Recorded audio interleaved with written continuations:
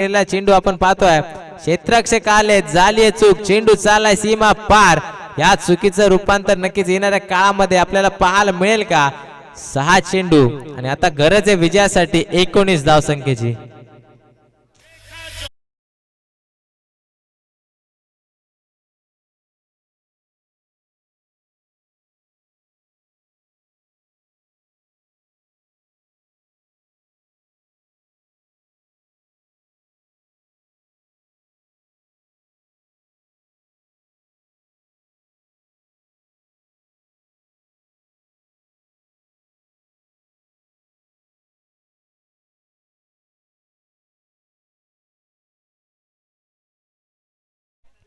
पहिले षटक समाप्त झाले, धावफलकावरती 8 धावा लावल्या चौकाराच्या मदतीने आपण पाहतोय।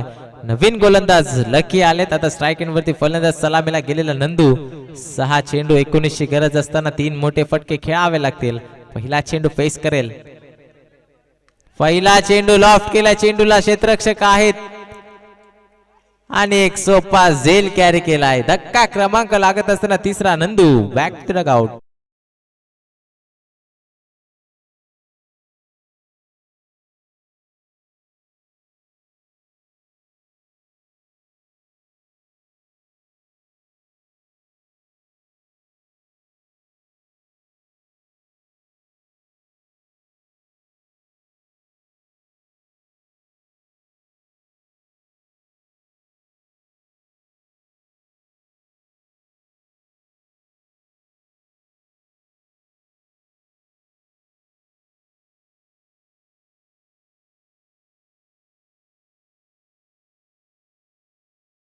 ते 5 चेंडू 19 ची गरज। नवीन फलंदाज आपण पाहतोय मैदानावरती दाखल झालाय,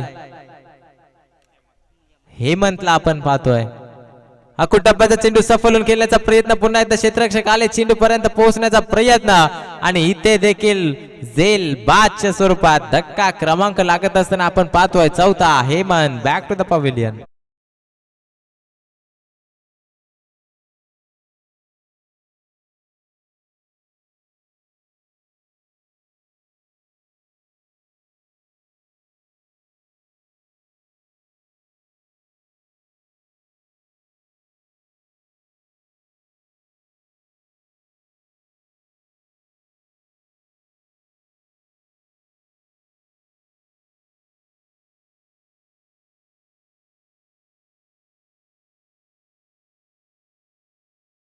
समीकरण आता कठीण होत असताना पाहायला मिळतंय 4 चेंडू आहेत आणि विजयासाठी 19 धावा बनवायच्या आहेत। इथून येणारा एक चेंडू फार महत्वाचा असेल, कारण या चेंडूवरती देखील मोठा फटका खेळावा लागेल।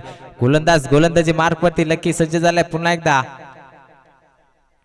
हा चेंडू मिस टाइम स्ट्रोक, यष्टिरक्षक चेंडू खाली, पुन्हा एकदा कुठल्याही प्रकारची चूक नसेल। धक्का क्रमांक लागतोय तिसरा, या स्पर्धेतली पहिली विकेट हॅट्रिक प्रस्थापित करणारा गोलंदाज ठरतोय तो पिंपलोलीवाडी संघाचा लकी।